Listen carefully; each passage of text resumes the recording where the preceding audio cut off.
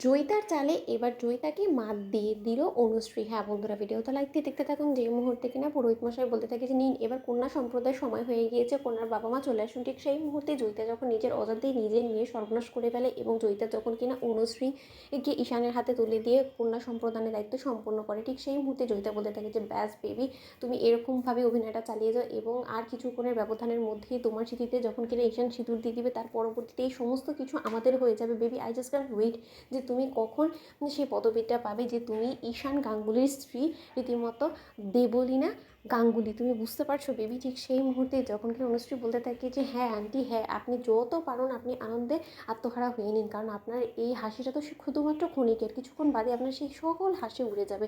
অন্যদিকে যখন কিনা ঈশানের সঙ্গে 7 পাক ঘুরে বিয়ের আনুষ্ঠানিকতা সম্পূর্ণ করা হয়ে যায়, ঠিক তার পর মুহূর্তেই দেবলীনা যখন কিনা গুন্ডাদেরকে চকমা দিয়ে যখন কিনা বিয়ের আসরে এসে হাজির হয়ে যখন কিনা বলতে থাকে যে তার এই বিয়েটা কোনো মতেই হতে পারে না, তার কারণ ঈশানের পাশে যে বসে আছে সে কোনো মতেই দেবলীনা নয়, দেবলীনা এখানে।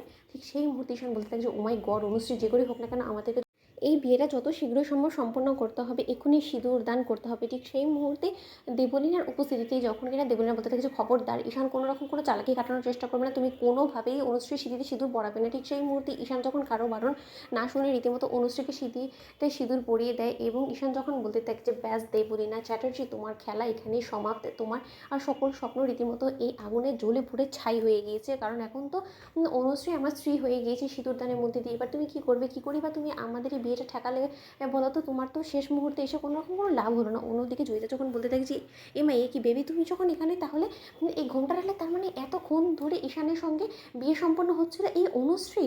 ঠিক সেই মুহূর্তে দেবলীনা যখন বলতে থাকে যে এই বিয়েটা কোনো মতে আমি মানি না ঈশান, কারণ তোমার শুধুমাত্র আমার হতে হবে এবং তুমি শুধুমাত্র তোমার দিকে যে চোখ তুলে তাকাবে তার চোখ আমি উপড়ে নেব। এবং অনুশ্রী, তুমি কি ভাবলে যে তুমি ঈশানের হাত থেকে সিঁদুর পরে ফেলেছো বিধায় কি তোমার সঙ্গে ঈশানের বিয়েটা ইন্দ্রাণী আন্টি মেনে নেবে? পৃথিবীতে আর যাই হোক না কেন, যে কাউকে তুমি জিজ্ঞেস করে না, তোমাদের এই বিয়েটাকে কেউ লিগালি বিয়ে বলে মানবে না। ঠিক সেই মুহূর্তে ঈশান বলতে থাকে যে ও রিয়েলি অগ্নিসাক্ষী করে বিয়েটাকে যদি বিয়ে বলে নাই প্রাধান্য দেওয়া হয়, তাহলে কোন বিয়েটাকে বিয়ে বলে প্রাধান্য দেওয়া হয়? এখন তোমার সঙ্গে যদি আমার অগ্নিসাক্ষী করে বিয়েটা সম্পন্ন হতো তাহলে কি তুমি আমার স্ত্রী হয়ে যেতে, তাই না?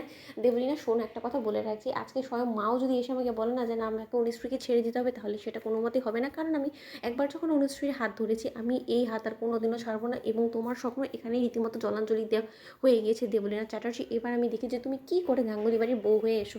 অন্যদিকে জয়িতা যখন বলতে থাকে যে ইন্দ্রাণী কোথায়, আমি এক্ষুনি ইন্দ্রাণীর কাছে এই সমস্ত কিছু জবাব দিয়ে যাই। ঠিক সেই মুহূর্তে ইন্দ্রাণী যখন এই সমস্ত ঘটনার আঁচ পাওয়া মাত্র সেখানে চলে আসে এবং ইন্দ্রাণী বলতে থাকে যে এই সমস্ত কী হচ্ছে। তো বন্ধুরা, লাইক এবং শেয়ার করে সাবস্ক্রাইব করো।